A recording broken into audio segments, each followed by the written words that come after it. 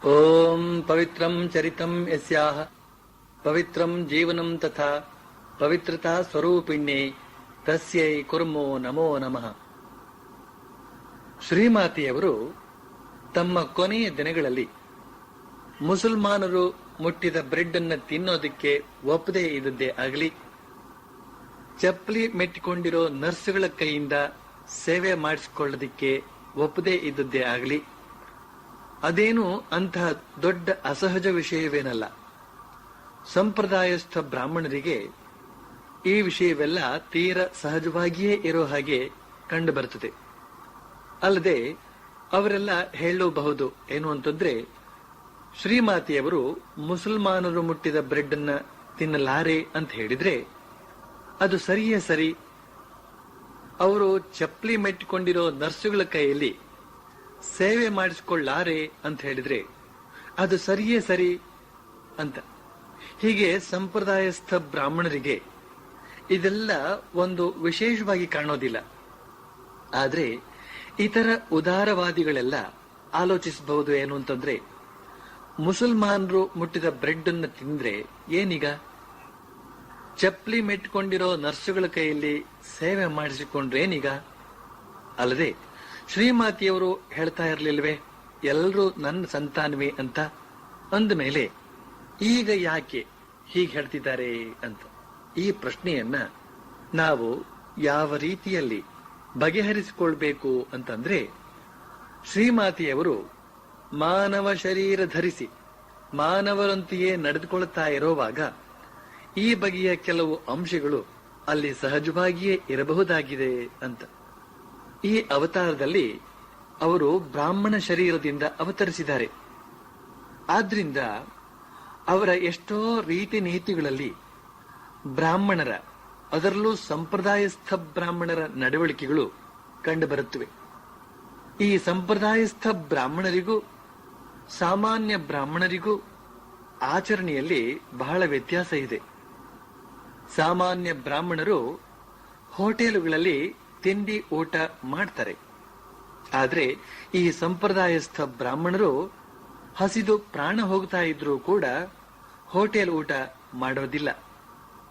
ಇಷ್ಟೊಂದು ಕಟ್ಟುನಿಟ್ಟಿನ ಸಂಪ್ರದಾಯಸ್ಥರು ಇದಾರಿಯೇ ಅಂತ ಕೇಳಿದ್ರೆ ಇದಕ್ಕಿಂತಲೂ ಹೆಚ್ಚಿನ ಸಂಪ್ರದಾಯಸ್ಥರು ಇದ್ದಾರೆ. ಇವರು ತಮ್ಮಂತೆಯೇ ಸಂಪ್ರದಾಯಸ್ಥರಾದಂತಹ ಇತರ ಬ್ರಾಹ್ಮಣರ ಮನೆಯಲ್ಲೂ ಊಟ ಮಾಡೋದಿಲ್ಲ. ಇವರು ಕೇವಲ ತಮ್ಮ ಧರ್ಮಪತ್ನಿಯರು ಮಡಿಯಿಂದ ತಯಾರಿಸಿದ ಅಡಿಗೆಯನ್ನು ಮಾತ್ರ ಊಟ ಮಾಡ್ತಾರೆ. ಇದನ್ನ ಕೇಳಿದಾಗ ನಿಮಗೆಲ್ಲ ಆಶ್ಚರ್ಯ ಆಗಬಹುದು, ಹೀಗೂ ಇದೆಯೇ ಅಂತ. ಆದ್ರೆ ಇದಕ್ಕಿಂತಲೂ ಹೆಚ್ಚಿನ ಸಂಪ್ರದಾಯಸ್ಥರು ಇದ್ದಾರೆ ಅಂತ ನಾನು ಹೇಳಿದ್ರೆ ನಿಮಗೆಲ್ಲ ಆಶ್ಚರ್ಯ ಪಡೋದಕ್ಕೂ ಸಾಧ್ಯವಾಗದೆ ಉಸಿರು ಕಟ್ಟಿಕೊಳ್ಳಬಹುದು. ಈ ಬಗೆಯ ಸಂಪ್ರದಾಯಸ್ಥರು ಬಹಳ ಅಪರೂಪ, ಆದ್ರೂ ಇದ್ದಾರೆ. ಇವರು ಸ್ವಯಂ ತಮ್ಮ ಧರ್ಮಪತ್ನಿ ತಯಾರಿಸಿದ ಅಡಿಗೆಯನ್ನು ಕೂಡ ಮುಟ್ಟೋದಿಲ್ಲ. ಇವರದ್ದು ಸ್ವಯಂ ಪಾಕ. ಇವರು ಕೇವಲ ಹವಿಷ್ಯಾನ್ನವನ್ನ ತಾವೇ ತಯಾರಿಸಿಕೊಂಡು ಊಟ ಮಾಡ್ತಾರೆ.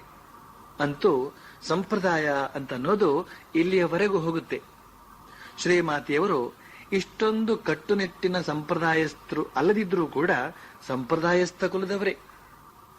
ಆದ್ರಿಂದ ಸಂಪ್ರದಾಯಸ್ಥರ ರೀತಿ ನೀತಿಗಳೆಲ್ಲ ಅವರ ನಡವಳಿಕೆಯಲ್ಲಿ ಕಂಡು ಬಂದ್ರೆ ಅದನ್ನು ನಾವು ತೀರ ಸಹಜವಾಗಿಯೇ ತೆಗೆದುಕೊಳ್ಳಬೇಕಾಗುತ್ತದೆ. ಅಲ್ಲದೆ ಶ್ರೀಮಾತೆಯವರು ತಮ್ಮ ಜೀವನದ ಉದ್ದಕ್ಕೂ ಈ ಸಂಪ್ರದಾಯದ ಸಂಕುಚಿತ ಕಟ್ಟುಕಟ್ಟಲೆಗಳನ್ನೆಲ್ಲ ಮೀರಿ ನಿಂತು ನಡೆದುಕೊಂಡಂತಹ ಅಸಂಖ್ಯಾತ ಸಂದರ್ಭಗಳನ್ನೆಲ್ಲ ನಾವು ಮರೆಯಬಾರದು. ಆದ್ರಿಂದ ನಡುವೆ ಈ ರೀತಿಯ ಸಂಪ್ರದಾಯದ ಆಚರಣೆಯನ್ನ ಕಂಡಾಗ ಅದು ಅವರ ಕುಲಾಚಾರಕ್ಕೆ ಸಂಬಂಧಪಟ್ಟಂತಹ ಸಹಜ ರೀತಿ ಅಂತ ತಿಳಿದುಕೊಳ್ಬೇಕಲ್ಲದೆ ಅದಕ್ಕೆಲ್ಲ ಒಂದು ವಿಶೇಷ ಅರ್ಥಕಲ್ಪನೆ ಮಾಡೋದಕ್ಕೆ ಹೋಗಬಾರದು. ಯಾಕೆ ಅಂದ್ರೆ ಶ್ರೀಮಾತೆಯವರು ಬ್ರಾಹ್ಮಣ ಮನೆತನದಲ್ಲಿ ಹುಟ್ಟಿದವರಾದರೂ ಕೂಡ ಇತರ ವರ್ಗದವರೊಡನೆ ಔದಾರ್ಯದಿಂದ ನಡೆದುಕೊಳ್ತಾ ಇದ್ರು.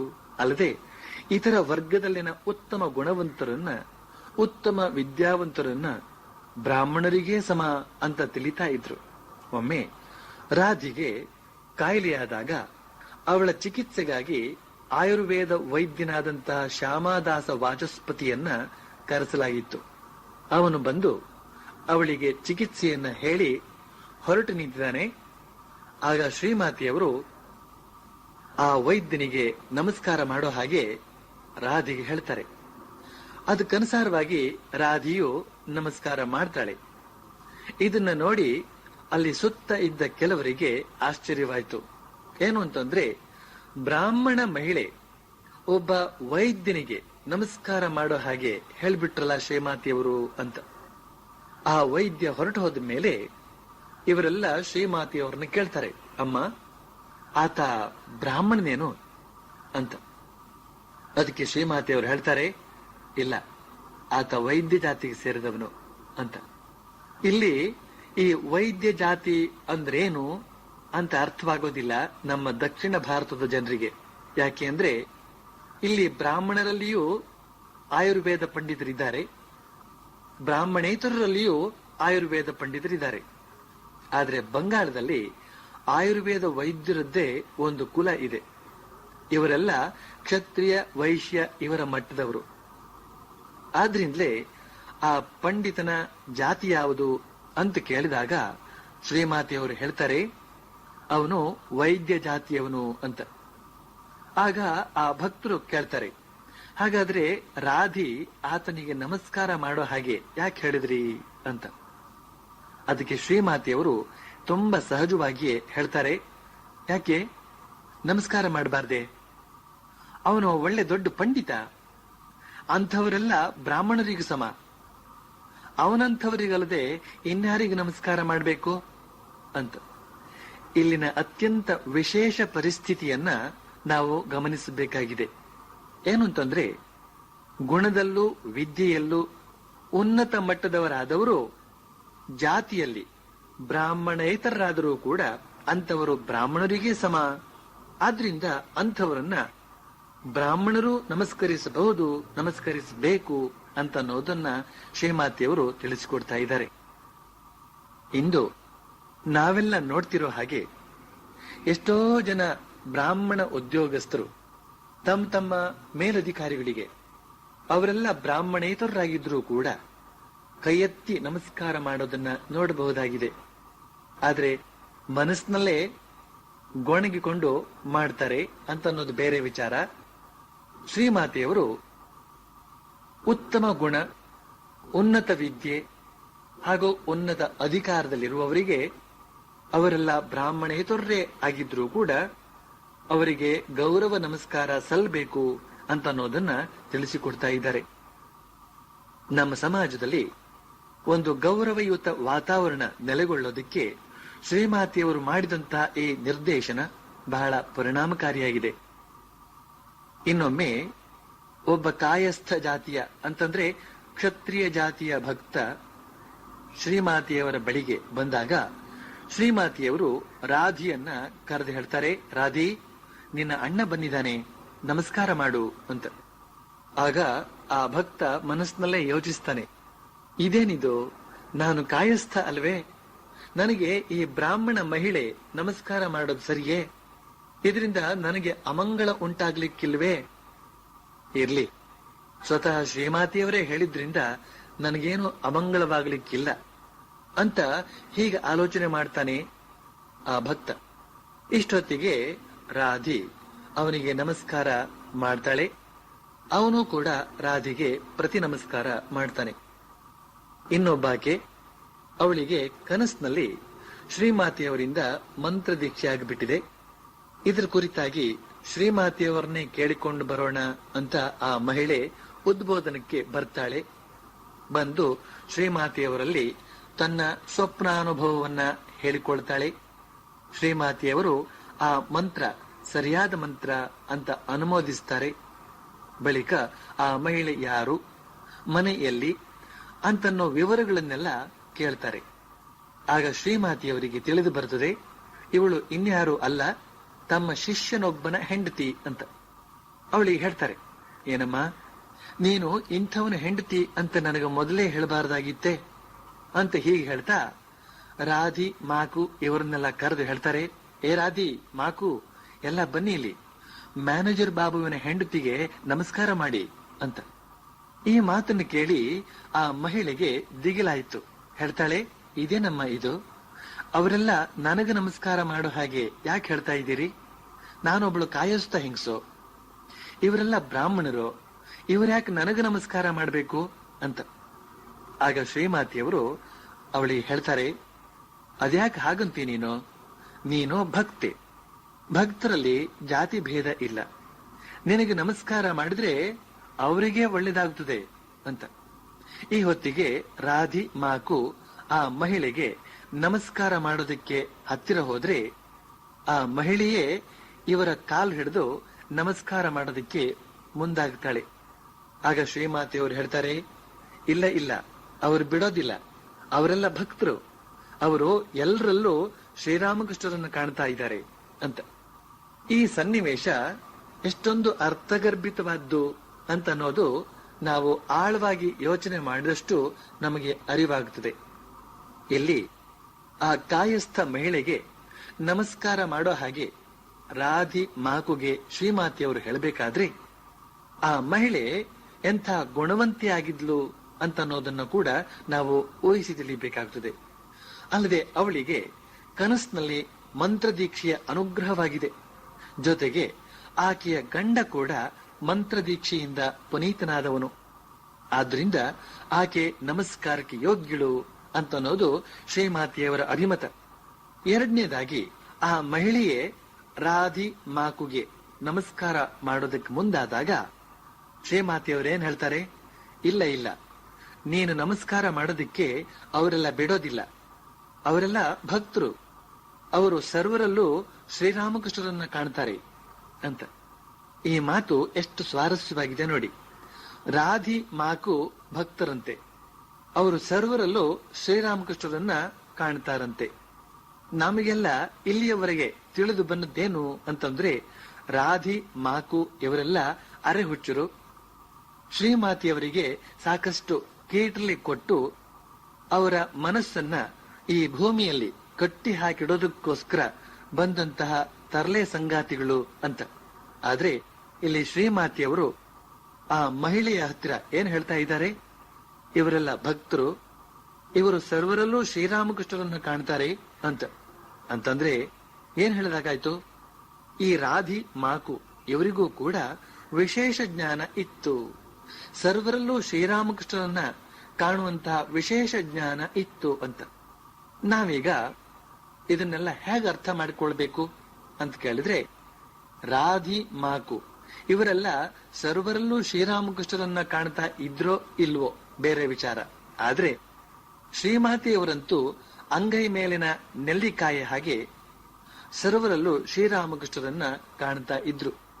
ಅದರಲ್ಲೂ ಯಾರು ಪ್ರಾಮಾಣಿಕರಾದಂತಹ ಭಕ್ತರೋ ಅವರಲ್ಲಂತೂ ಸ್ಪಷ್ಟವಾಗಿ ಕಾಣ್ತಾ ಇದ್ರು. ಆದ್ರಿಂದಲೇ ಆ ಭಕ್ತಿಯಾದಂತಹ ಮಹಿಳೆಯಲ್ಲೂ ಕೂಡ ಶ್ರೀಮಾತೆಯವರು ಶ್ರೀರಾಮಕೃಷ್ಣರನ್ನ ಕಂಡು ಅವಳಿಗೆ ನಮಸ್ಕಾರ ಮಾಡೋ ಹಾಗೆ ರಾಧಿ ಮಾಕುಗೆ ಹೇಳ್ತಾರೆ. ಅಲ್ಲದೆ ಶ್ರೀಮಾತೆಯವರ ಇನ್ನೊಂದು ಅಭಿಪ್ರಾಯ ಏನು ಅಂತಂದ್ರೆ, ರಾಧಿ ಮಾಕು ಆ ಭಕ್ತೆಗೆ ನಮಸ್ಕಾರ ಮಾಡಿದ್ರೂ ಕೂಡ ಆ ನಮಸ್ಕಾರ ಅವಳ ಆಂತರ್ಯದಲ್ಲಿರತಕ್ಕಂತಹ ಶ್ರೀರಾಮಕೃಷ್ಣರಿಗೆ ಸಲ್ಲುತ್ತದೆ ಅಂತ. ಈ ಮೂಲಕ ಶ್ರೀಮಾತೆಯವರು ಮಾನುಷ ಸಂಬಂಧ ಅಂತ ಹೇಳ್ತಕ್ಕಂಥದ್ದು ಭಗವದ್ ಭಾವನೆಯ ಆಧಾರದ ಮೇಲೆ ನಡೆಯುವಂತೆ ಮಾಡೋ ಪ್ರಯತ್ನವನ್ನ ನಾವಿಲ್ಲಿ ಕಾಣಬಹುದು. ಆದ್ರೆ ಈ ಪ್ರಪಂಚದಲ್ಲಿ ಕಂಡು ಬರತಕ್ಕಂತಹ ಮಾನುಷ ಸಂಬಂಧದಲ್ಲಿ ಕೇವಲ ಪ್ರಾಪಂಚಿಕತೆ ತುಂಬಿಕೊಂಡಿರೋದನ್ನ ನಾವು ಕಾಣಬಹುದು. ರಾಮರಾಯರಿಗೂ ಭೀಮರಾಯರಿಗೂ ಒಳ್ಳೆ ಸಂಬಂಧ ಇದೆ. ಏನು ಸಂಬಂಧ ಅಂತ ಕೇಳಿದ್ರೆ, ರಾಮರಾಯರು ತಮ್ಮ ಮಗನಿಗೆ ಭೀಮರಾಯರ ಮಗಳನ್ನ ತಂದುಕೊಂಡಿದ್ದಾರೆ, ಇದೆ ಆ ಸಂಬಂಧ. ಸೋಮಣ್ಣನವರಿಗೂ ಶಾಮಣ್ಣನವರಿಗೂ ಒಳ್ಳೆ ಸಂಬಂಧ ಇದೆ. ಏನ್ ಸಂಬಂಧ ಅಂತ ಕೇಳಿದ್ರೆ, ಸೋಮಣ್ಣನವರು ಶಾಮಣ್ಣನವರನ್ನ ತುಂಬಾ ಹೊಗಳ್ತಾರೆ, ಶಾಮಣ್ಣನವರು ಸೋಮಣ್ಣನವರನ್ನ ಪ್ರತಿಯಾಗಿ ತುಂಬಾ ಹೊಗಳ್ತಾರೆ, ಇದೆ ಆ ಸಂಬಂಧ. ಕೃಷ್ಣಪ್ಪನವರು ಶೀನಪ್ಪನವರಿಗೆ ಕೇಳಿದಷ್ಟು ಸಾಲ ಕೊಡ್ತಾರೆ, ಶೀನಪ್ಪನವರು ಚೆನ್ನಾಗಿ ದುಡಿದು ಬಡ್ಡಿ ಸಮೇತ ಆ ಸಾಲ ತೀರಿಸ್ತಾರೆ. ಆದ್ರಿಂದ ಕೃಷ್ಣಪ್ಪ ಶೀನಪ್ಪನವರ ಸಂಬಂಧ ಚೆನ್ನಾಗಿದೆ. ಆದ್ರೆ ಈ ಎಲ್ಲ ಬಗೆಯ ಸಂಬಂಧಗಳ ಸ್ವರೂಪ ಏನು ಅಂತ ಕೇಳಿದ್ರೆ ಕೇವಲ ಪ್ರಾಪಂಚಿಕ ಸಂಬಂಧ. ಈ ಬಗೆಯ ಪ್ರಾಪಂಚಿಕ ಸಂಬಂಧದ ಬಗೆಗಳು ಒಂದಲ್ಲ, ಹತ್ತಲ್ಲ, ಹಲವಾರು. ಈ ಬಗೆಯ ಪ್ರಾಪಂಚಿಕ ಸಂಬಂಧ ಅಂತ ಹೇಳ್ತಕ್ಕಂಥದ್ದು ಒಂದಲ್ಲ ಒಂದು ದಿನ ಮುರಿದೇ ಹೋಗ್ತದೆ. ಆದ್ರೆ ಇನ್ನೊಂದು ಬಗೆಯ ಸಂಬಂಧ ಇದೆ, ಅದೇ ದೈವಿ ಸಂಬಂಧ ಅಥವಾ ಆಧ್ಯಾತ್ಮಿಕ ಸಂಬಂಧ. ರಾಮಯ್ಯನವರು ದೇವಭಕ್ತರು, ಕೃಷ್ಣಯ್ಯನವರು ದೇವಭಕ್ತರು. ಆದ್ರಿಂದ ಇವರಿಬ್ಬರಲ್ಲೂ ಒಂದು ಪ್ರೀತಿ ಗೌರವದ ಸಂಬಂಧ ಬೆಳೆದು ಬಂದಿದೆ. ಈ ಸಂಬಂಧ ಶಾಶ್ವತ. ಯಾಕೆ ಅಂದ್ರೆ ಇವರಿಬ್ಬರು ಆ ದೇವರ ಮೇಲೆ ಇಟ್ಟಂತಹ ಭಕ್ತಿ ಶಾಶ್ವತ. ಆದ್ರಿಂದ ಆ ಭಗವದ್ ಭಾವನೆಯ ಆಧಾರದ ಮೇಲೆ ಬೆಳೆದುಕೊಂಡು ಬಂದಂತಹ ಇವರ ವಿಶ್ವಾಸದ ಸಂಬಂಧವೂ ಕೂಡ ಶಾಶ್ವತ. ಇಂತಹ ಶಾಶ್ವತ ಮಾನುಷ ಸಂಬಂಧವನ್ನ ಬೆಳೆಸೋದಕ್ಕೋಸ್ಕರ ಶ್ರೀಮಾತೆಯವರು ಪ್ರಯತ್ನ ಪಡ್ತಾರೆ. ಆದ್ರಿಂದಲೇ ಆ ಭಕ್ತಿಗೆ ಹೇಳ್ತಾರೆ, ಈ ರಾಧಿ ಮಾಕು ನಿನಗೆ ಅಂತ ನಮಸ್ಕಾರ ಮಾಡೋದಲ್ಲ, ಅವರು ನಿನ್ನಲ್ಲಿ ಶ್ರೀರಾಮಕೃಷ್ಣರನ್ನ ಕಂಡು ನಮಸ್ಕಾರ ಮಾಡ್ತಿದ್ದಾರೆ ಅಂತ. ಎಷ್ಟು ಅರ್ಥಪೂರ್ಣವಾಗಿದೆ ಈ ಮಾತು. ಒಬ್ಬರು ಇನ್ನೊಬ್ಬರಿಗೆ ನಮಸ್ಕಾರ ಮಾಡೋವಾಗ ಅಲ್ಲಿ ಭಗವಂತನನ್ನ ಭಾವಿಸ್ತಾ ಕೈ ಮುಗಿಬೇಕಲ್ಲದೆ ಕಾಟಾಚಾರಕ್ಕೆ ಕೈ ಎತ್ತೋದಲ್ಲ. ಶ್ರೀಮಾತೆಯವರು ಕಾಶಿಯಲ್ಲಿದ್ದಂತಹ ಸಂದರ್ಭ. ಆಗ ಅವರ ಜೊತೆಗೆ ಜಯರಾಂಬಾಟಿಯ ಮುದುಕಿ ಬಾನು ಅತ್ತೆ ಕೂಡ ಇದ್ಲು. ಯಾವುದೋ ಒಂದು ಹಬ್ಬದ ದಿನ, ಎಲ್ಲರೂ ಬಹಳ ಸಂತೋಷದಿಂದ ಇದ್ದಾರೆ. ಅಂದು ಶ್ರೀಮಾತೆಯವರ ದರ್ಶನಕ್ಕಾಗಿ ಬಂದಂತಹ ಇಬ್ಬರು ಬ್ರಾಹ್ಮಣ ಯುವತಿಯರು ಬಾನು ಅತ್ತೆಗೂ ಕೂಡ ಕಾಲ್ಮುಟ್ಟಿ ನಮಸ್ಕಾರ ಮಾಡಿದ್ರು. ಈ ವಿಷಯ ಗೋಲಾಪ್ಮಾಗೆ ಗೊತ್ತಾದಾಗ ಅವಳು ಕಿಡಿಕಿಡಿ ಆಗಿಬಿಟ್ಲು. ಯಾಕೆ ಅಂದ್ರೆ ಈ ಬಾನು ಅತ್ತೆ ಗೊಲ್ಲರ ಹೆಂಗಸು. ಇವಳಿಗೆ ಈಗ ಬ್ರಾಹ್ಮಣರು ನಮಸ್ಕಾರ ಮಾಡಿಬಿಟ್ರೆ ಇವಳ ತಲೆ ತಿರುಗೋದಿಲ್ವೇ, ಮುಂದೆ ಇವಳು ಎಲ್ಲರನ್ನೂ ಕಡೆಗಣಿಸೋದಿಲ್ವೇ ಅಂತ. ಆದ್ರಿಂದ ಗೋಲಾಪ್ಮ ರೇಗಾಡ್ತಾಳೆ. ಆ ಬ್ರಾಹ್ಮಣ ಯುವತಿಯರು ತಮ್ಮಿಂದೇನೋ ಅಪರಾಧವಾದ ಹಾಗೆ ಸುಮ್ಮನೆ ನಿಂತು ಬಿಟ್ರು. ಆಗ ಶ್ರೀಮಾತೆಯವರು ಅವರನ್ನ ಸಮಾಧಾನ ಪಡಿಸ್ತಾ ಹೇಳ್ತಾರೆ, ನೋಡಿ ಗೋಲಾಪಳ ಬುದ್ಧಿನ, ಈ ಹಬ್ಬದ ದಿವಸ ಎಲ್ಲರೂ ಸಂತೋಷದಿಂದ ಇರಬೇಕು. ಆದ್ರೆ ಇವಳು ಎಲ್ಲರ ಮನಸ್ಸನ್ನು ಕೆಡಿಸ್ತಾ ಇದ್ದಾಳೆ. ಆದ್ರೆ ನೀವೇನೋ ಮನಸ್ಸಿಗೆ ಹಚ್ಕೊಳ್ಬೇಡ್ರಮ್ಮ, ನೀವು ಬಾನುಗೆ ನಮಸ್ಕಾರ ಮಾಡಿದ್ರಿಂದ ಏನು ತಪ್ಪಾಗ್ಲಿಲ್ಲ, ಎಲ್ಲ ಭಕ್ತರಿಗೂ ನಮಸ್ಕಾರ ಮಾಡಬಹುದು ಅಂತ ಹೀಗೆ ಹೇಳ್ತಾರೆ ಶ್ರೀಮಾತೆಯವರು. ಇಲ್ಲಿ ಬಾನು ಅತ್ತೆ ಗೊಲ್ಲರ ಜಾತಿಯವಳು ಆದರೂ ಕೂಡ ಅವಳು ಕೂಡ ಒಬ್ಳು ಭಕ್ತಿ ಅಲ್ವೇ, ಆದ್ರಿಂದ ಅವಳಿಗೂ ಕೂಡ ನಮಸ್ಕಾರ ಮಾಡಬಹುದು ಅಂತ ಶ್ರೀಮಾತೆಯವರು ಹೇಳ್ತಾ ಇದ್ದಾರೆ. ಶ್ರೀಮಾತೆಯವರು ಮಾನವ ಶರೀರ ಧಾರಿಣಿಯಾಗಿ ಬಂದು ಮಾನವ ಸಹಜವಾಗಿಯೇ ಬದುಕಿ ಮಾನವರ ವಿಚಿತ್ರ ನಡವಳಿಕೆಗಳನ್ನ, ವಿಪರೀತ ನಡವಳಿಕೆಗಳನ್ನ ಕಂಡು ಅವುಗಳನ್ನ ಉಪಾಯವಾಗಿ ಹೋಗಲಾಡಿಸಿ ಮಾನವತೆಯ ಮನಸ್ಸನ್ನ ಭಗವಂತನ ಕಡೆಗೆ ತಿರುಗಿಸುವ ಪ್ರಯತ್ನ ಮಾಡ್ತಾ ಇದ್ದಾರೆ. ಸಮಾಜದಲ್ಲಿ ಉನ್ನತ ವರ್ಗದವರು ಅಥವಾ ಕುಲೀನ ವರ್ಗದವರು ಅಂತನ್ನೋರಲ್ಲಿ ಈ ಮಡಿ ಅಂತನ್ನೋದು ಬಹಳ ವಿಪರೀತ. ಹಾಗೇನೇನೆ ಸಮಾಜದಲ್ಲಿ ಅತ್ಯಂತ ಕೆಳವರ್ಗದವರು ಅಂತನೋರಲ್ಲಿ ಈ ಮಡಿಯ ಗಂಧವೇ ಇಲ್ಲ ಅಂತನೋ ಮಾತು ಆಗಿರ್ಲಿ, ಅವರಲ್ಲಿ ಮೈಲಿಗೆ ಅಂತಂದ್ರೇನು ಅನ್ನೋ ಪ್ರಜ್ಞೆಯೇ ಜಾಗೃತವಾಗಿರೋದಿಲ್ಲ. ಇದು ಒಂದು ಬಗೆಯ ವಿಪರೀತ. ಅವರಲ್ಲಿ ಅತಿ ಮಡಿ, ಇವರಲ್ಲಿ ಅತಿ ಮೈಲಿಗೆ. ಇವೆರಡು ಅತಿ, ಇವೆರಡು ವೈಪರೀತ್ಯಗಳು. ಇವೆರಡು ಹೀಗೆ ವಿಪರೀತವಾಗಿ ಬೆಳೆದುಕೊಂಡು ಹೋದಾಗ ಜನ ಆಧ್ಯಾತ್ಮಿಕವಾಗಿಯೂ ಮುಂದುವರಿಯೋದಿಲ್ಲ, ಸಾಮಾಜಿಕವಾಗಿಯೂ ಮುಂದುವರಿಯೋದಿಲ್ಲ. ಆಧ್ಯಾತ್ಮಿಕವಾಗಿ ಯಾಕೆ ಮುಂದುವರಿಯೋದಿಲ್ಲ ಅಂತ ಕೇಳಿದ್ರೆ, ಈ ಮಡಿ ಮೈಲಿಗೆಯ ಗೀಳು ಅವರ ಪ್ರಗತಿಯ ದಾರಿಯಲ್ಲಿ ಬಾಧಕವಾಗಿ ನಿಂತು ಬಿಡುತ್ತದೆ. ಸಾಮಾಜಿಕವಾಗಿ ಯಾಕೆ ಮುಂದುವರಿಯೋದಿಲ್ಲ ಅಂತ ಕೇಳಿದ್ರೆ, ಈ ಮಡಿ ಮೈಲಿಗೆಯ ಗೀಳು ಸಾಮಾಜಿಕರಲ್ಲಿ ತಾರತಮ್ಯ ಭಾವನೆಯನ್ನ ಹುಟ್ಟಿಸುತ್ತದೆ. ಇದರಿಂದಾಗಿ ತಾನು ಮೇಲು ಅವನು ಕೀಳು ಅಂತ ಹೇಳ್ತಕ್ಕಂಥ ಭೇದ ತಲೆದೋರುತ್ತದೆ. ಇದರ ಪರಿಣಾಮವಾಗಿ ತಿರಸ್ಕಾರ, ದ್ವೇಷ ಹುಟ್ಟಿಕೊಳ್ತದೆ. ಜನರಲ್ಲಿ ತಿರಸ್ಕಾರ, ದ್ವೇಷ ಬೆಳೆದ ಮೇಲೆ ಅಲ್ಲಿ ಪ್ರಗತಿಯ ಮಾತೆಲ್ಲಿ ಬಂತು? ಎಲ್ಲ ಅಧೋಗತಿ. ಶ್ರೀಮಾತೆಯವರ ಸೋದರ ಸೊಸೆಯಾದಂತಹ ನಳಿನಿಯ ಮಡಿಗೀಳಿನ ವಿಚಾರ ನಮಗೆಲ್ಲ ಚೆನ್ನಾಗಿ ತಿಳಿದೇ ಇದೆ. ಇವಳ ಮಡಿಗೀಳನ್ನ ಬಿಡಿಸೋದಕ್ಕೆ ಶ್ರೀಮಾತೆಯವರು ಎಷ್ಟೆಷ್ಟು ಪ್ರಯತ್ನ ಮಾಡಿದ್ರು ಅಂತನ್ನೋದು ನಮಗೆಲ್ಲ ತಿಳಿದೇ ಇದೆ. ಈಗಲೂ ಕೂಡ ಒಂದು ದಿನ ನಳಿನಿ ಒದ್ದೆ ಬಟ್ಟೆ ಉಟ್ಟುಕೊಂಡು ಬರ್ತಾ ಇದ್ದಾಗ ಶ್ರೀಮಾತೆಯವರು ಅದರ ಕಾರಣ ಕೇಳ್ತಾರೆ.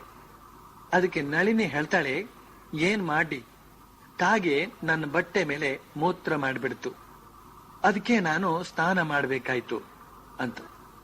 ಆಗ ಶ್ರೀಮಾತೆಯವರು ಹೇಳ್ತಾರೆ, ಇದೇನಪ್ಪ ವಿಚಿತ್ರ, ನಾನಾಗಲೇ ಮುದುಕಿ ಆಗ್ತಾ ಬಂದಿದ್ದೇನೆ, ಕಾಗೆ ಮೂತ್ರ ಮಾಡಿದ ವಿಚಾರ ನಾನಂತೂ ಕೇಳಲಿಲ್ಲಮ್ಮ. ಜನ್ಮಾಂತರಗಳಲ್ಲಿ ಮಹಾಪಾಪ ಮಾಡದೇ ಇದ್ರೆ ಮನಸ್ಸು ಹೀಗೆಲ್ಲ ಅಶುದ್ಧವಾಗುತ್ತದೇನೋ? ಇದೆಲ್ಲ ಬರೀ ಮಡಿಯ ವಿಚಾರವಲ್ಲ, ಇದೆಲ್ಲ ಮಡಿಯ ಹುಚ್ಚು. ಆದ್ರಿಂದಲೇ ಎಷ್ಟು ಸ್ನಾನ ಮಾಡಿದ್ರೂ ತಾನು ಮಡಿಯಾದೆ ಅಂತ ಅನಿಸೋದೇ ಇಲ್ಲ. ಈ ಮಡಿಗೀಳನ್ನ ನಾವು ಎಷ್ಟು ಬೆಳೆಸ್ಕೊಂಡು ಹೋಗ್ತೇವೋ ಅಷ್ಟಷ್ಟು ಅದು ಬೆಳೆದುಕೊಂಡು ಹೋಗುತ್ತಲೇ ಇರ್ತದೆ. ಇದಕ್ಕೆಲ್ಲ ಅಂತ್ಯವೇ ಇಲ್ಲ ಅಂತ ಹೇಳ್ತಾರೆ ಶ್ರೀಮಾತೆಯವರು. ಹಾಗೇನೇನೆ ಇನ್ನೊಂದು ಸಂದರ್ಭದಲ್ಲಿ ಶ್ರೀಮಾತೆಯವರು ನಳಿನಿಗೆ ಹೇಳ್ತಾರೆ, ನೋಡು, ನಮ್ಮ ಹಳ್ಳಿಯಲ್ಲಿ ನಾನು ನಡೆದಾಡುವಾಗ ಎಷ್ಟೋ ಸಲ ಒಣಗಿದ ಅಮೇದ್ಯವನ್ನ ಮೆಟ್ಟಿಕೊಂಡು ಹೋಗ್ತಕ್ಕಂತ ಸಂದರ್ಭ ಬಂದಿತ್ತು. ಆಗ ನಾನು ಗೋವಿಂದ ಗೋವಿಂದ ಅಂತ ಭಗವನ್ ನಾಮವನ್ನು ಉಚ್ಚರಿಸ್ತೇನೆ. ಅಷ್ಟಿಂದಲೇ ಎಲ್ಲವೂ ಶುದ್ಧವಾಗಿ ಬಿಡ್ತಿತ್ತು. ನೋಡು, ಎಲ್ಲಕ್ಕೂ ಮನಸ್ಸೇ ಕಾರಣ. ಈ ಶುದ್ಧಿ ಅಶುದ್ಧಿಗಳೆಲ್ಲ ನಮ್ಮ ನಮ್ಮ ಮನಸ್ಸಿನಲ್ಲೇ ಇದೆ ಅಂತ ಹೀಗೆ ಹೇಳ್ತಾರೆ ಶ್ರೀಮಾತೆಯವರು. ಆದ್ರೆ ಇಲ್ಲಿ ಈ ಸಂದರ್ಭದಲ್ಲಿ ನಾವು ಒಂದು ಸಣ್ಣ ತಪ್ಪು ಕಲ್ಪನೆ ಮಾಡಿಕೊಳ್ಳೋದಿಕ್ಕೆ ಸಾಧ್ಯ ಇದೆ. ಏನು ಅಂತಂದ್ರೆ, ಶ್ರೀಮಾತೆಯವರು ಹೇಳಿದ ಹಾಗೆ ನಾವು ಅಶುಚಿಯಾದ್ದನ್ನ ಮೆಟ್ಟಿದಾಗಲೂ ಮುಟ್ಟಿದಾಗಲೂ ಕೇವಲ ಭಗವನ್ನಾಮವನ್ನು ಉಚ್ಚರಿಸಿದ್ರಾಯ್ತು, ತೊಳೆದುಕೊಳ್ಳಬೇಕಾಗಿಲ್ಲ ಅಂತ ಹೀಗೆ ತಪ್ಪು ಕಲ್ಪನೆ ಮಾಡಿಕೊಳ್ಳೋದಿಕ್ಕೆ ಸಾಧ್ಯವಿದೆ. ಆದ್ರೆ ಶ್ರೀಮಾತೆಯವರ ಅಭಿಪ್ರಾಯದ ಪ್ರಕಾರ ತೊಳೆದುಕೊಳ್ಳಬೇಕಾಗಿಲ್ಲ ಅಂತಲ್ಲ, ತೊಳೆದುಕೊಳ್ಬೇಕು. ಆದ್ರೆ ನಳಿನಿಯ ಹಾಗೆ ಮುಟ್ಟಿದ್ದಕ್ಕೆಲ್ಲ ತಣ್ಣೀರಲ್ಲಿ ಮುಳುಗಿ ಮುಳುಗಿ ಸ್ನಾನ ಮಾಡಬೇಕಾಗಿಲ್ಲ ಅಂತ. ಹಾಗೆ ಸ್ನಾನ ಮಾಡೋದ್ರ ಬದಲಿಗೆ ಭಗವನ್ ನಾಮವನ್ನು ಉಚ್ಚರಿಸಿದ್ರೆ ಬೇಕಾದಷ್ಟಾಯ್ತು ಅಂತ. ಶ್ರೀಮಾತೆಯವರು ನೀಡಿದಂತ ಈ ಸಲಹೆ ಅಂತನ್ನೋದು ಎಷ್ಟು ಸೂಕ್ತವಾಗಿದೆ ಅಂತ ಅನ್ನೋದನ್ನ ನಾವು ಸ್ವಲ್ಪ ವಿಚಾರ ಮಾಡಿ ನೋಡಿದ್ರೆ ನಮಗೆ ಸ್ಪಷ್ಟವಾಗುತ್ತದೆ. ಕಬೀರದಾಸರ ಮನೆಗೆ ಒಂದು ದಿನ ಒಬ್ಬ ಅತಿಥಿ ಬಂದ. ಆ ಹೊತ್ತಿಗೆ ಕಬೀರದಾಸರು ಹೊರಗೆ ಭಿಕ್ಷೆಗೆ ಹೋಗಿದ್ರು. ಮನೆಯಲ್ಲಿ ಹೆಂಡತಿ ಮಾತ್ರ ಇದ್ಲು. ಈ ಹೆಂಡತಿ ಕೂಡ ಗಂಡನಷ್ಟೇ ದೈವ ಭಕ್ತಿ. ಈಗ ಮನೆಗೆ ಬಂದ ಅತಿಥಿಗೆ ಊಟೋಪಚಾರ ಆಗ್ಬೇಕು. ಆತ ನಡೆದು ನಡೆದು ದಣದಿದ್ದಾನೆ. ಕಬೀರದಾಸರು ಹಿಂತಿರುಗಿ ಬರುವವರೆಗೂ ಕಾದಿರುವಷ್ಟು ಸಹನೆ ಇರಲಿಲ್ಲ. ಆದ್ರಿಂದ ಕಬೀರದಾಸರ ಹೆಂಡತಿ ಅವನಿಗೆ ಮೊದಲೇ ಊಟ ಬಡಿಸೋದಿಕ್ಕೆ ಸಿದ್ಧಲಾಗ್ತಾಳೆ. ಆಗ ಆ ಅತಿಥಿ ತಾನು ಸ್ನಾನ ಮಾಡಬೇಕಾಗಿದೆ ಅಂತಾನೆ. ಅದಕ್ಕೆ ಕಬೀರದಾಸರ ಹೆಂಡತಿ ಹೇಳ್ತಾಳೆ, 3 ಸಲ ರಾಮನಾಮ ಉಚ್ಚರಿಸಿ ಸ್ನಾನ ಮಾಡಿದ ಹಾಗೆ ಆಯ್ತು ಅಂತ. ಆ ಅತಿಥಿ ಹಾಗೆ ಮಾಡ್ತಾನೆ. ಯಾಕೆ ಅಂದ್ರೆ ಅವನನ್ನ ಹಸಿವು ಬಾಧಿಸ್ತಾ ಇತ್ತು. ಈಗ ಸುಲಭದಲ್ಲಿ ಸ್ನಾನ ಆದಾಗಾಯ್ತಲ್ಲ ಅಂತ ಅವನು ಮರು ಮಾತಿಲ್ಲದೆ 3 ಸಲ ರಾಮನಾಮೋಚ್ಚಾರ ಮಾಡಿ ಊಟಕ್ಕೆ ಕುಳಿತುಕೊಳ್ತಾನೆ. ಊಟ ಮುಗಿಯಿತು. ಅಷ್ಟೊತ್ತಿಗೆ ಸರಿಯಾಗಿ ಕಬೀರದಾಸರು ಹಿಂತಿರುಗ್ತಾರೆ. ಆಗ ಹೆಂಡತಿ ತಾನು ಅತಿಥಿಗೆ ಸ್ನಾನದ ಬದಲಿಗೆ 3 ಸಲ ರಾಮನಾಮೋಚ್ಚಾರ ಮಾಡೋದಕ್ಕೆ ಹೇಳಿದಂತ ವಿಷಯವನ್ನ ತಿಳಿಸ್ತಾಳೆ. ಇದಕ್ಕೆ ಕಬೀರದಾಸರು ತಮ್ಮ ಪತ್ನಿಯ ಭಕ್ತಿ ಶ್ರದ್ಧೆಯನ್ನ ಮೆಚ್ಚಿಕೊಳ್ಳೋದರ ಬದಲು ಬೈದ್ ಹೇಳ್ತಾರೆ, ಅಲ್ವೇ, ನಿನಗೆ ರಾಮನಾಮದ ಮೇಲೆ ಕಿಂಚಿತ್ತೂ ಶ್ರದ್ಧೆ ಇಲ್ಲ ಅಂತ ಹೇಳಬೇಕಾಗುತ್ತೆ ನಾನು. ಅಲ್ಲ, ಯಾವ ರಾಮನಾಮವನ್ನ ಕೇವಲ 1 ಸಲ ಉಚ್ಚಾರ ಮಾಡೋದ್ರಿಂದ ಜನ್ಮಾಂತರದ ಕೊಳೆಯೇ ಕರಗಿ ಹೋಗುವಾಗ ನೀನು ಈ ಸಣ್ಣ ಸ್ನಾನ ಮಾಡೋದ್ರ ಬದಲಿಗೆ 3 ಸಲ ರಾಮನಾಮವನ್ನು ಉಚ್ಚರಿಸಬೇಕು ಅಂತ ಹೇಳಿಬಿಟ್ಟಿಯಲ್ಲ. ರಾಮನಾಮದಲ್ಲಿ ನಿನಗೆ ಶ್ರದ್ಧೆ ಎಷ್ಟು ಕಡಿಮೆ ಅಂತ ಗೊತ್ತಾಗುತ್ತೆ ಅದರಿಂದ ಅಂತ ಹೀಗೆ ಹೇಳ್ತಾರೆ ಕಬೀರದಾಸರು.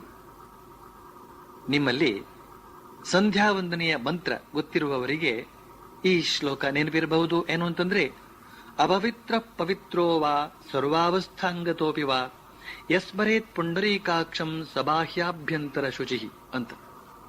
ಈ ಮಂತ್ರವನ್ನ ಯಾವಾಗ ಹೇಳ್ತಾರೆ ಅಂತಂದ್ರೆ, ಹಲ್ಲೊಜ್ಜಿ ಮುಖ ತೊಳೆದು ಸ್ನಾನಾದಿಗಳನ್ನು ಮಾಡಿ ಮಡಿ ಉಟ್ಟುಕೊಂಡು ದೇವರ ಕೋಣೆಯಲ್ಲಿ ಅಥವಾ ಯಾವುದಾದರೂ ಶುಚಿಯಾದ ಜಾಗದಲ್ಲಿ ಶುದ್ಧವಾದ ಆಸನದ ಮೇಲೆ ಅಥವಾ ಮಣೆಯ ಮೇಲೆ ಕುಳಿತುಕೊಂಡು ಸಂಧ್ಯಾ ವಂದನೆ ಶುರು ಮಾಡುವಾಗ ಹೇಳ್ತಕ್ಕಂತಹ ಮಂತ್ರ. ಸ್ನಾನ ಮಾಡಿ ಶುಚಿಯಾದ ಮೇಲೆ ಹೇಳ್ತಕ್ಕಂತಹ ಮಂತ್ರ ಏನು ಅಂತಂದ್ರೆ, ಅಪವಿತ್ರ ಪವಿತ್ರೋ ವಾ ಸರ್ವಾವಸ್ಥಾಂಗತೋಪಿ ವಾ ಯಸ್ಮರೇತ್ ಪುಂಡರೀಕಾಕ್ಷಂ ಸಬಾಹ್ಯಾಭ್ಯಂತರ ಶುಚಿ ಅಂತಂದ್ರೆ, ಈ ಮನಸ್ಸಿನ ಅವಸ್ಥೆ ಅಥವಾ ಶರೀರದ ಅಂಗ ಪ್ರತ್ಯಂಗಗಳು ಪವಿತ್ರವಾಗಿರಲಿ ಅಥವಾ ಅಪವಿತ್ರವೇ ಆಗಿರಲಿ, ಆದ್ರೆ ಯಾರು ಪುಂಡರೀಕಾಕ್ಷನಾದ ಪರಮಾತ್ಮನನ್ನ ಸ್ಮರಿಸ್ತಾನೋ ಅವನ ಬಾಹ್ಯ ಅಂತರ, ಹೊರಗು ಒಳಗು ಎರಡೂ ಶುದ್ಧವಾಗಿ ಬಿಡುತ್ತವೆ. ಯಸ್ಮರೇತ್ ಪುಂಡರೀಕಾಕ್ಷಂ ಸಬಾಹ್ಯಾಭ್ಯಂತರ ಶುಚಿ ಅಂತ. ಹರಿಯ ಸ್ಮರಣೆ ಮಾತ್ರದಿಂದ ಘೋರ ದುರಿತವೆಲ್ಲ ನಾಶ ಅಂತ ಪುರಂದರದಾಸರು ತುಂಬಾ ಸರಳವಾಗಿ ಹೇಳಿಬಿಟ್ಟಿದ್ದಾರೆ. ಈ ಮಡಿಯ ಕುರಿತಾಗಿ ಪುರಂದರದಾಸರು ಹಾಡಿದಂತಹ ಪ್ರಸಿದ್ಧ ಹಾಡುಗಳು ನಿಮಗೆಲ್ಲ ತಿಳಿದೇ ಇದೆ. ಮಡಿ ಮಡಿ ಮಡಿ ಎಂದು ಅಡಿಗಡಿಗಾರುವೆ, ಮಡಿ ಮಾಡುವ ಬಗೆ ಬೇರುಂಟು. ಮಡಿ ಮಡಿ ಮಡಿ ಎಂದು ಅಡಿಗಡಿಗಾರುವೆ, ಮಡಿ ಮಾಡುವ ಬಗೆ ಬೇರುಂಟು. ಬಟ್ಟೆಯನ್ನು ನೀರೊಳಗದ್ದಿ ಒಣಗಿಸಿ ಉಟ್ಟುಕೊಂಡರೆ ಅದು ಮಡಿಯಲ್ಲ. ಹೊಟ್ಟೆಯೊಳಗಿನ ಕಾಮ ಕ್ರೋಧ ಮದ ಮತ್ಸರ ಬಿಟ್ಟು ನಡೆದರೆ ಅದು ಮಡಿಯು. ಹಿರಿಯರ ಗುರುಗಳ ಹರಿದಾಸರುಗಳ ಚರಣ ಕೆರಗಿ ಬಲು ಭಕ್ತಿಯಲಿ ಪರಿಪಾಲಿಸು ಎಂದು ಪುರಂದರ ವಿಠಲನ ಇರುಳು ಹಗಲು ಸ್ಮರಿಸುವುದು ಮಡಿಯು.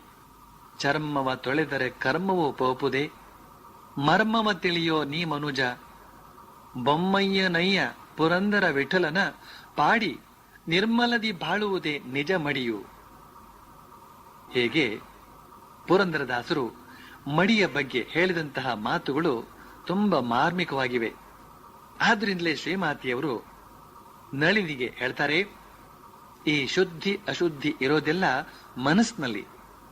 ಇದಕ್ಕೆಲ್ಲ ಎಷ್ಟೆಷ್ಟು ಗಮನ ಕೊಟ್ಟುಕೊಂಡು ಹೋಗ್ತಾ ಇದ್ರೆ ಅದು ಅಷ್ಟಷ್ಟು ಬೆಳೆದುಕೊಂಡು ಹೋಗ್ತಾ ಇರುತ್ತದೆ. ಆದ್ರಿಂದ ಇದನ್ನೆಲ್ಲ ಅತಿ ಮಾಡಿಕೊಂಡು ಹೋಗಬಾರದು. ಭಗವನ್ ನಾಮೋಚ್ಚಾರಣೆ, ಭಗವನ್ ನಾಮ ಸ್ಮರಣೆ, ಇದರ ಮೂಲಕ ಆಗುವಂತಹ ಶುದ್ಧಿಯೇ ಸರಿಯಾದ ಶುದ್ಧಿ ಅಂತ. ನಮ್ಮ ಸಮಾಜದಲ್ಲಿ ಇರುವಂತಹ ಅತಿ ಮಡಿಯವರ ಅವಾಂತರಕ್ಕೆಲ್ಲ ಇದೊಂದು ಒಳ್ಳೆಯ ಸಮಾಧಾನ ಅಂತ ಅನ್ನಬಹುದು. ಶ್ರೀಮಾತೆಯವರು ತಮ್ಮ ಜೀವಿತಾವಧಿಯಲ್ಲಿ ಎದುರಿಸಬೇಕಾಗಿದ್ದಂತಹ ಈ ಬಗೆಯ ಸಮಸ್ಯೆಗಳಿಗೆಲ್ಲ ಲೆಕ್ಕ ಸಂಖ್ಯೆ ಇಲ್ಲ. ಈ ಸಮಾಜ ಅಂತನ್ನೋದು ಪ್ರತಿದಿನ, ಪ್ರತಿ ತಿಂಗಳು, ಪ್ರತಿ ವರ್ಷ ಬದಲಾವಣೆ ಹೊಂದುತ್ತಲೇ ಇರುತ್ತದೆ. ಆದ್ರೆ ಈ ಸಾಮಾಜಿಕರಲ್ಲಿ ರೂಢಿಯಾಗಿ ಬಂದಂತಹ ಕುಲಾಚಾರಗಳು, ದೇಶಾಚಾರಗಳು ಮಾತ್ರ ಸ್ಥಿರವಾಗಿ ನೆಲೆಗೊಳ್ಳೋ ಪ್ರಯತ್ನ ಮಾಡುತ್ತವೆ. ಅಂತಂದ್ರೆ ಹಳೆಯ ಕಾಲದ ಜನ ಈ ದೇಶಾಚಾರಗಳನ್ನ ಯಥಾವತ್ತಾಗಿ ನಡೆಸಿಕೊಂಡು ಬರೋದಕ್ಕೆ ಪ್ರಯತ್ನ ಪಡ್ತಾರೆ. ಆದ್ರೆ ಎಷ್ಟೋ ಸಂದರ್ಭಗಳಲ್ಲಿ ಆ ಹಳೆಯ ದೇಶಾಚಾರಗಳನ್ನ ನಡೆಸಿಕೊಂಡು ಬರೋದಕ್ಕೆ ಜನರಿಂದ ಸಾಧ್ಯವಾಗೋದಿಲ್ಲ. ಆದ್ರೆ ಆಚರಿಸಬೇಕು, ಕೈಲಾಗೋದಿಲ್ಲ ಅನ್ನೋ ಪರಿಸ್ಥಿತಿ ಬಂದಾಗ ಜನ ಕಷ್ಟಪಡ್ತಾರೆ. ಇಂತಹ ಸಂದರ್ಭಗಳಲ್ಲಿ ಒಂದು ಮಧ್ಯಮ ಮಾರ್ಗವನ್ನ ತೋರಿಸಿಕೊಡುವವರು ಬೇಕಾಗುತ್ತದೆ. ಆದ್ರೆ ಈ ಕಾರ್ಯ ಅವರಿವರಿಂದ ಆಗಬಹುದಾದಂತಹ ಕಾರ್ಯ ಅಲ್ಲ. ಈ ಬಗೆಯ ಮಾರ್ಗದರ್ಶನ ಮಾಡುವವರಲ್ಲಿ ಮೊದಲನೇದಾಗಿ ಆಧ್ಯಾತ್ಮಿಕ ಶಕ್ತಿ ಇರಬೇಕಾಗುತ್ತದೆ. ಎರಡನೇದಾಗಿ ಸಾಕಷ್ಟು ಮುಂದಾಲೋಚನೆ ಅಥವಾ ಭವಿಷ್ಯ ಜ್ಞಾನ ಇರಬೇಕಾಗುತ್ತದೆ. ಮೂರನೇದಾಗಿ ಪ್ರಗತಿಶೀಲವಾದರೂ ಸಹಾನುಭೂತಿ ಪರವಾದಂತಹ ಮನಸ್ಸು ಇರಬೇಕಾಗುತ್ತದೆ. ಈ ಎಲ್ಲ ಗುಣಗಳು ಶ್ರೀಮಾತೆಯವರಲ್ಲಿ ಇವೆ ಅಂತ ಅನ್ನೋದನ್ನ ನಾವೇ ಪ್ರತ್ಯಕ್ಷ ನೋಡ್ತಾ ಇದ್ದೇವೆ. ಅವರು ಈ ಸಂಬಂಧವಾಗಿ ಒಂದು ಮಾತು ಹೇಳ್ತಾರೆ. ಏನು ಅಂತಂದ್ರೆ, ದೇಶಾಚಾರಗಳನ್ನ ಗೌರವಿಸಿ ನಡೆಯಲೇಬೇಕು. ಆದ್ರೆ ಅವುಗಳನ್ನ ಅನುಷ್ಠಾನ ಮಾಡುವ ಭರದಲ್ಲಿ ಕ್ರೂರಿಯಾಗಲೂಬಾರದು, ತನ್ನ ಜೀವನದ ಉದ್ದೇಶವನ್ನು ಮರೆಯಬಾರದು ಅಂತ. ಕ್ರೂರಿಯಾಗಬಾರದು ಅಂತಂದ್ರೆ ಕಠೋರರಾಗಬಾರದು ಅಂತ.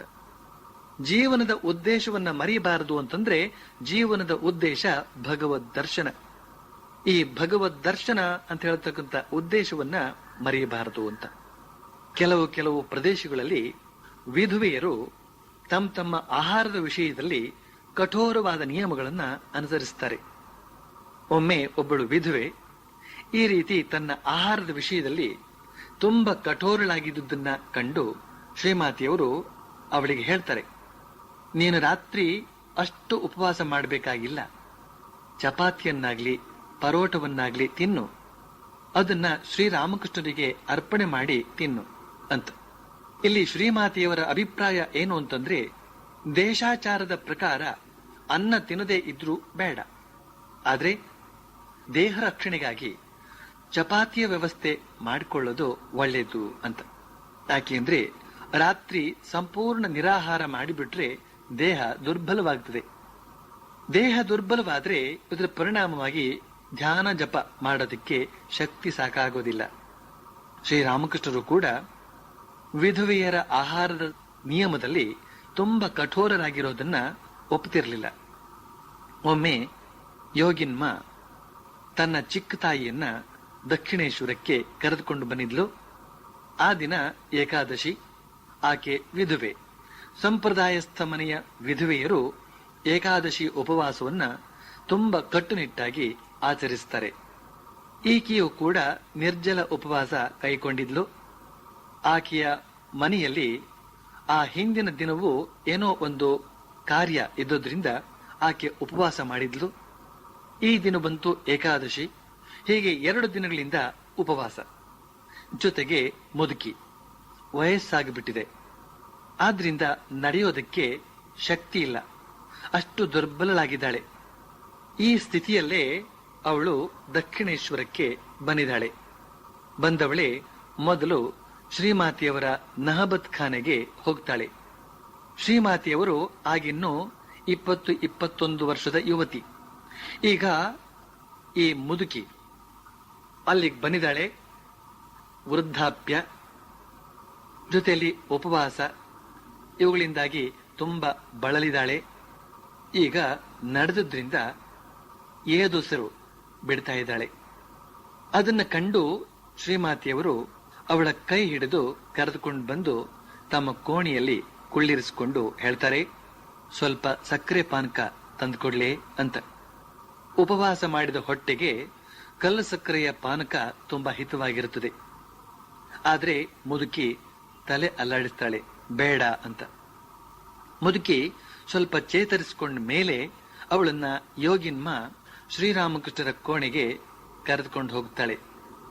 ಮುದುಕಿ ಶ್ರೀರಾಮಕೃಷ್ಣರ ಕೋಣೆಯ ಮೆಟ್ಟಿಲನ್ನ ಹತ್ತೋದಕ್ಕೆ ಪ್ರಯತ್ನ ಪಡ್ತಾಳೆ.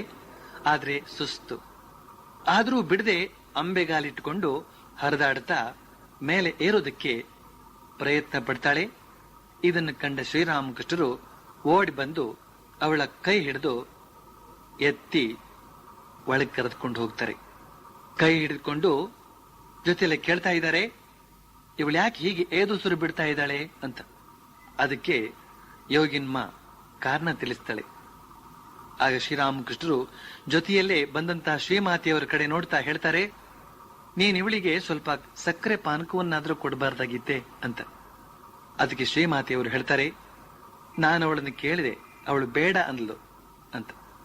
ತಕ್ಷಣವೇ ಶ್ರೀರಾಮಕೃಷ್ಣರು ತಮ್ಮ ಕೋಣೆಯಲ್ಲಿ ಹಗ್ಗದ ಜೋಲಿಗೆ ತೂಗು ಹಾಕಿದ್ದಂತಹ ಸಕ್ಕರೆಯನ್ನ ತಂದು ಅದನ್ನ ಗಂಗೆಯ ನೀರಲ್ಲಿ ಬೆರೆಸಿ ಪಾನಕ ಮಾಡಿ ಮುದುಕಿಯ ಬಾಯಿಗೆ ಹಿಡಿದು ಹೇಳ್ತಾರೆ, ಇದನ್ನು ಕುಡಿ ಅಂತ.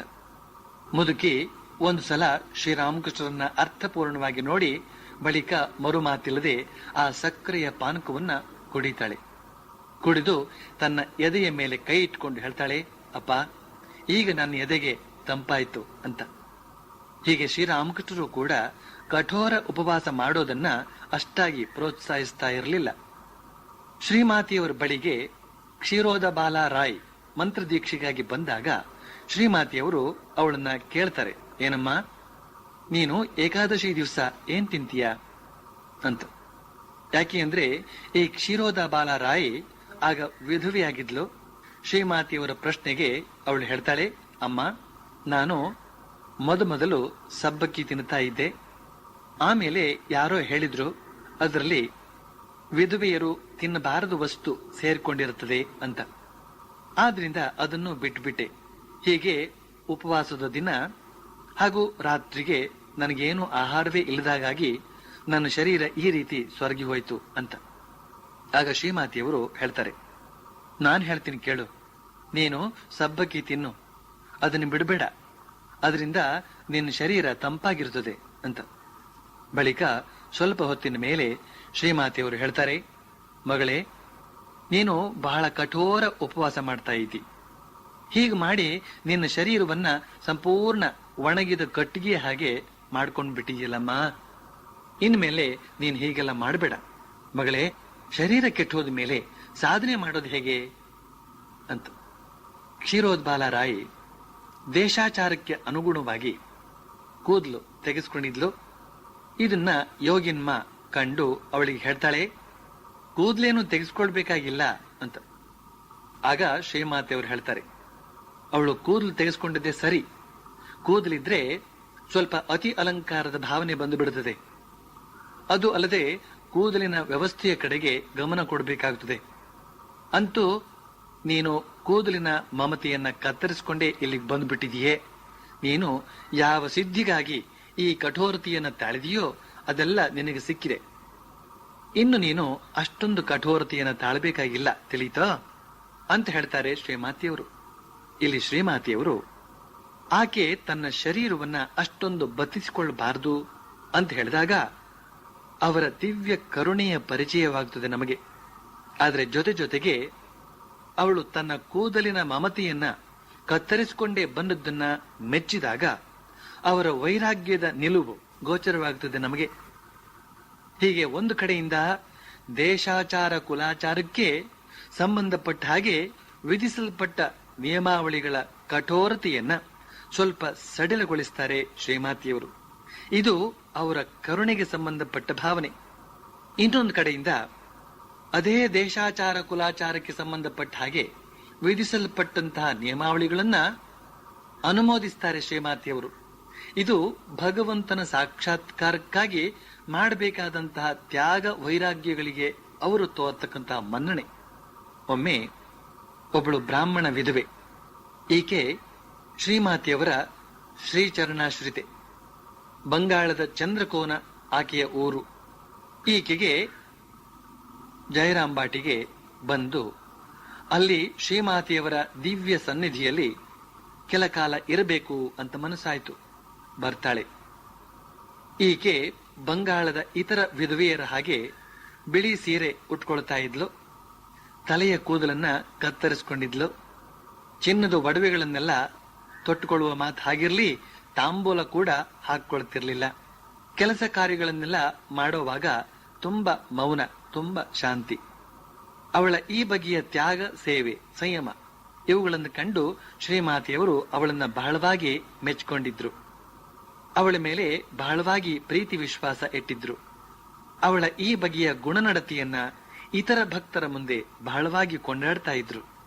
ಇಲ್ಲಿ ವಿಧವಾ ಸ್ತ್ರೀಯರು ಭಗವಂತನ ಸಾಕ್ಷಾತ್ಕಾರದ ದಿವ್ಯ ಉದ್ದೇಶ ಇಟ್ಟುಕೊಂಡು ಅದರ ಸಿದ್ಧಿಗಾಗಿ ತ್ಯಾಗ, ವೈರಾಗ್ಯ, ಶಾಂತಿ, ಸಂಯಮ ಇವುಗಳನ್ನ ಅನುಷ್ಠಾನ ಮಾಡಿಕೊಂಡು ಬಂದ್ರೆ ಅದನ್ನ ಶ್ರೀಮಾತೆಯವರು ಹೃತ್ಪೂರ್ವಕವಾಗಿ ಮೆಚ್ಚಿಕೊಳ್ಳತಕ್ಕಂತ ನಯವನ್ನ ಗುರುತಿಸಬೇಕು ನಾವಿಲ್ಲಿ.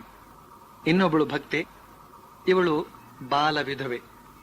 ಇವಳು ಏಕಾದಶಿಯ ದಿನ ನಿರ್ಜಲ ಉಪವಾಸ ಶುರು ಮಾಡಿಬಿಟ್ಟಿದ್ದಾಳೆ. ಈ ವರ್ತಮಾನ ಶ್ರೀಮಾತೆಯವರಿಗೆ ತಲುಪಿತು. ತಕ್ಷಣ ಅವಳಿಗೆ ತಿಳಿಯ ಹೇಳ್ತಾರೆ, ಏನಮ್ಮ, ಆತ್ಮಕ್ಕೆ ಯಾಕೆ ಕಷ್ಟ ಕೊಡ್ತಿ? ನೀನು ನೀರನ್ನಾದ್ರೂ ಕುಡಿಬಹುದಲ್ಲ ಅಂತ. ಇನ್ನೊಬ್ಬಳು ಭಕ್ತೆ ತನ್ನ ಗಂಡನನ್ನ ಕಳೆದುಕೊಂಡಾಗ ತಾನು ಕೇವಲ ಹವಿಷ್ಯಾನ್ನವನ್ನೇ ತಿನ್ನುತ್ತಾ ಉಳಿದ ಆಯಸ್ಸನ್ನ ಕಳೀತೇನೆ ಅಂತ ಹೇಳ್ತಕ್ಕಂತಹ ತನ್ನ ಅಭಿಪ್ರಾಯವನ್ನ ಶ್ರೀಮಾತೆಯವರಿಗೆ ತಿಳಿಸಿದಾಗ ಶ್ರೀಮಾತೆಯವರು ಹೇಳ್ತಾರೆ, ನೋಡಮ್ಮ, ಆತ್ಮ ಏನನ್ನಾದ್ರೂ ತಿನ್ನೋದಕ್ಕೆ ಇಷ್ಟಪಟ್ರೆ ಅದನ್ನು ಕೊಡಬೇಕು. ಕೊಡದೇ ಇದ್ರೆ ಅಪರಾಧ ಮಾಡಿದಾಗುತ್ತದೆ. ನನಗೀಕೆ ತಿನ್ನೋದಕ್ಕೆ ಕೊಡ್ಲಿಲ್ಲ, ನನಗೀಕೆ ತಿನ್ನೋದಕ್ಕೆ ಕೊಡ್ಲಿಲ್ಲ ಅಂತ ಆತ್ಮ ಕೂಗಿಕೊಳ್ತದೆ ಅಂತ ಹೀಗೆ ಹೇಳ್ತಾರೆ ಶ್ರೀಮಾತೆಯವರು. ಈ ಸಂದರ್ಭದಲ್ಲಿ ಶ್ರೀಮಾತೆಯವರು ಊಟ ತಿಂಡಿಯ ವಿಚಾರವಾಗಿ ಸ್ವಲ್ಪ ಕರುಣೆಯ ಧೋರಣೆ ತಾಳಿರೋದನ್ನ ನಾವು ಕಾಣಬಹುದಾಗಿದೆ. ವ್ರತ ನಿಯಮಗಳ ಹೆಸರಿನಲ್ಲಿ, ತಪಸ್ಸಿನ ಹೆಸರಿನಲ್ಲಿ ಶರೀರವನ್ನ ಅತಿಯಾಗಿ ದಂಡಿಸಬಾರದು ಅಂತ ಹೇಳ್ತಾ ಇದ್ದಾರೆ ಶ್ರೀಮಾತೆಯವರು. ಇಲ್ಲಿ ಶ್ರೀಮಾತೆಯವರು ಹೇಳ್ತಾರಲ್ಲ, ನನಗೆ ಈಕೆ ತಿನ್ನೋದಕ್ಕೆ ಕೊಡ್ಲಿಲ್ಲ ಅಂತ ಆತ್ಮ ಕೂಗಿಕೊಳ್ತದೆ ಅಂತ. ಯಾವ ಆತ್ಮ ಇದು? ಆತ್ಮನಿಗೆ ಹಸಿವು ಬಾಯಾರಿಕೆ ಇದೆಯೇ ಅಂತ ಕೇಳಬಹುದು. ಇಲ್ಲಿ ಹೇಳಿರ್ತಕ್ಕಂಥ ಆತ್ಮ ಇಂದ್ರಿಯ ಮನೋಬುದ್ಧಿಯುಕ್ತವಾದಂಥ ಜೀವಾತ್ಮ. ಸಾಕ್ಷಾತ್ ಪರಮಾತ್ಮನೇ ದೇಹಿಗಳಲ್ಲಿ ಜೀವಾತ್ಮನಾಗಿದ್ದಾನೆ. ಆದ್ರಿಂದ ಕಠೋರ ತಪಸ್ಸಿನಿಂದ ಈ ಜೀವಾತ್ಮನನ್ನ ದಂಡಿಸಬಾರದು. ಜೀವಾತ್ಮನನ್ನ ದಂಡಿಸಿದರೆ ಪರಮಾತ್ಮನನ್ನೇ ದಂಡಿಸಿದ ಹಾಗೆ. ಈ ಬಗೆಯ ಕಠೋರ ಕ್ರೂರ ತಪಸ್ಸನ್ನ ಶ್ರೀಕೃಷ್ಣ ಕೂಡ ಒಪ್ಪೋದಿಲ್ಲ. ಅವನು ಹೇಳ್ತಾನೆ, ಕರ್ಷಯಂತ ಶರೀರಸ್ಥಂ ಭೂತಗ್ರಾಮಂ ಅಚೇತಸಃ ಮಾಂಚೈವ ಅಂತಃಶರೀರಸ್ಥಂ ತಾನ್ ವಿದ್ಧಿ ಆಸುರ ನಿಶ್ಚಯಾನ್. ಕರ್ಷಯಂತ ಶರೀರಸ್ಥಂ ಭೂತಗ್ರಾಮಂ ಅಚೇತಸಃ ಮಾಂಚೈವ ಅಂತಃಶರೀರಸ್ಥಂ ತಾನ್ ವಿದ್ಧಿ ಆಸುರ ನಿಶ್ಚಯಾನ್ ಅಂತಂದ್ರೆ, ಈ ಆಸುರಿ ಬುದ್ಧಿಯವರು ಶಾಸ್ತ್ರ ವಿಹಿತವಲ್ಲದ ಘೋರ ತಪಸ್ಸನ್ನ ಮಾಡ್ತಾ ಈ ಶರೀರದಲ್ಲಿರತಕ್ಕಂತಹ ಇಂದ್ರಿಯ ಸಮುದಾಯವನ್ನು ಮತ್ತು ನನ್ನನ್ನು ತುಂಬಾ ಕ್ಲೇಶಗೊಳಿಸ್ತಾರೆ, ತುಂಬಾ ಹಿಂಸಿಸ್ತಾರೆ ಅಂತ ಶ್ರೀಕೃಷ್ಣನೇ ಹೇಳ್ತಾ ಇದ್ದಾನೆ. ಆದ್ರಿಂದಲೇ ಶ್ರೀಮಾತೆಯವರು ತಪಸ್ಸಿನ ಹೆಸರಿನಲ್ಲಿ ಅತಿ ಕಠೋರತೆಯನ್ನ ಒಪ್ತಾ ಇರಲಿಲ್ಲ ಅಂತ ಇಲ್ಲಿಯವರೆಗೆ ಹೇಳಿ, ಮುಂದಿನದನ್ನ ಶ್ರೀಮಾತೆಯವರ ಕೃಪೆಯಿಂದ ಮುಂದಿನ ಶನಿವಾರ ಹೇಳ್ತೇನೆ. ಓಂ ಪ್ರಿಯತಾಂ ಪುಂಡರೀಕಾಕ್ಷಃ ಸರ್ವಯಜ್ಞೇಶ್ವರೋ ಹರಿಃ ತಸ್ಮಿನ್ ಸ್ತುಷ್ಟೇ ಜಗತ್ತುಷ್ಟಂ ಪ್ರೇಣಿತೆ ಪ್ರೀಣಿತಂ ಜಗತ್. ಹರಿ ಓಂ ತತ್ಸತ್.